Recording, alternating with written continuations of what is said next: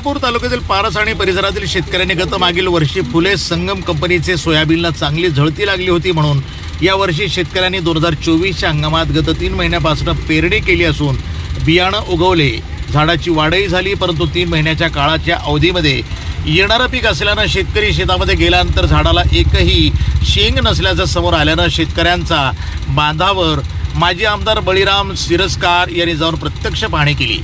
यावेळी फुले संगम कंपनीला जाब विचारणार असल्याचं मत माजी आमदार बळीराम सिरस्कार यांनी यावेळी सांगितलं। शेकडो हेक्टर जमिनीमध्ये फुले संगम बियाण्यांची पेरणी केली असून शेतकरी राजा पार बुडालाय। या संदर्भात स्वतः माहिती घेण्यासाठी आणि पाहणी करण्यासाठी शेतकऱ्यांच्या विषयी आस्था असलेले बाळापूर मतदारसंघाचे माजी आमदार बळीराम सिरस्कार यांनी स्वतः शेतकऱ्यांच्या बांधावर जाऊन फुले संगम कंपनीच्या बोगस बियाणे उगवले असले तरी त्या झाडाला फुलपाती आणि शेंगदाणा असल्याचं समोर आलं।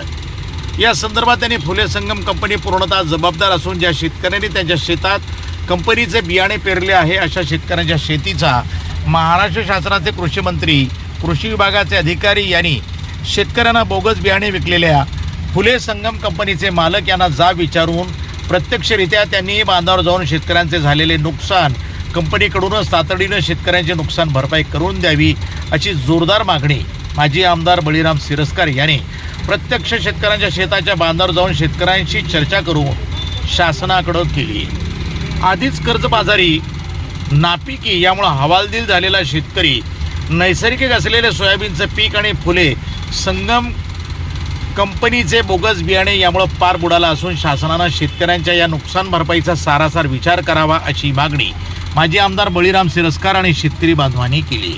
या प्रसंगी डॉक्टर दादाराम लांडे, रमेश भगत, सदाशिव आप्पा, अशोक अंबुस्कर, दिलीप काकड, शामराव खोपडे, बाबुराव तायडे, दिलीप हिवरकार, अरुण बांगर, शुभम भगत, विठ्ठल दही, तुळशीराम वाट, सदाशिव आप्पा, भीमराव जाधव, गजानन सिरस्कार, सोपान तायडे, विजय आढाव, राजू लांडे, सुनील खंडारे, मेघराज सिरस्कार, संतोष गाडगे, विजय गाडगे, राजू गाडगे, संगीता खोपडे, शिवंतबाई काकड आदी शेतकरी बांधवांची यावेळी उपस्थिती होती। प्रत्येक बियाण्यामध्ये काही फॉल्ट नाही, पण सूर्यका ज्यानं पेरला त्याला वाढ जास्त झाली, पण त्याला त्या लायकीचा माल नाही। आता इथं तर बरोबर शेतात अजिबातच काही नाही।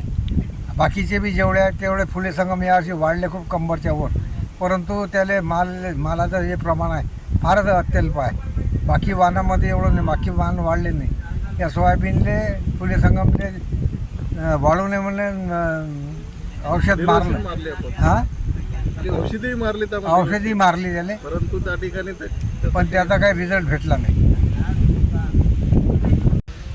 या वर्षामध्ये फुले संगम या जातीचं सोयाबीनचं बियाणं पारस परिसरामध्ये आणि इतरही ठिकाणी हे जे बियाणं शेतकऱ्यानं पेरलं त्याला एक सुद्धा त्या ठिकाणी कळी नाही आणि त्या ठिकाणी पाती नाही आणि त्याला एकही शेंग नाही। मी जर पाहिलं तर या बाळापूर रोडवरचे जे काही सोयाबीन जे आहे, फुले संगमचे जे सोयाबीन आहे त्यामध्ये एकालाही त्या ठिकाणी कुठल्याच प्रकारची पापडी सुद्धा नाही आहे। या शेतामध्ये साधारणतः 3 फेर मी डवऱ्याचे मारले गेले, त्याच्यानंतर 2 वेळेस त्या ठिकाणी अळीचा फवारा त्या ठिकाणी मारला गेला। एक फवारा त्या ठिकाणी जवळजवळ आपल्या याचा तणनाशकचा त्या ठिकाणी केला। पेरणीच्या सोबत त्या ठिकाणी DAP खत त्या ठिकाणी दिलं आणि असं असताना आता त्या ठिकाणी या शेतामध्ये आणि या परिसरामध्ये शेतकऱ्यांच्या शेतामध्ये एक सुद्धा त्या ठिकाणी वादी नाही, त्या ठिकाणी फुलंही नाही आणि त्या ठिकाणी पूर्ण वांझ सोयाबीनचं झाडं त्या ठिकाणी आहेत। हा 10 एकराचा प्लॉट माझा आहे।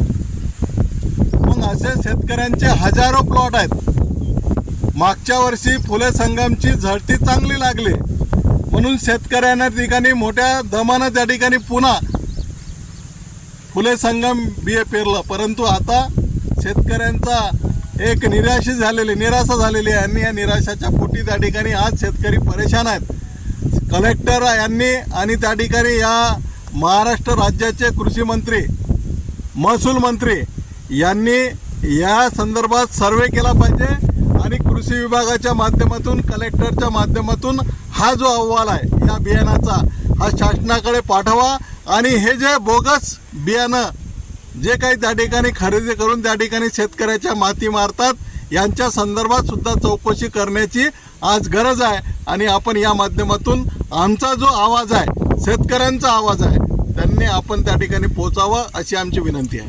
प्रतिनिधी अमोल जामोदे, NTV न्यूज मराठी, बाळापूर.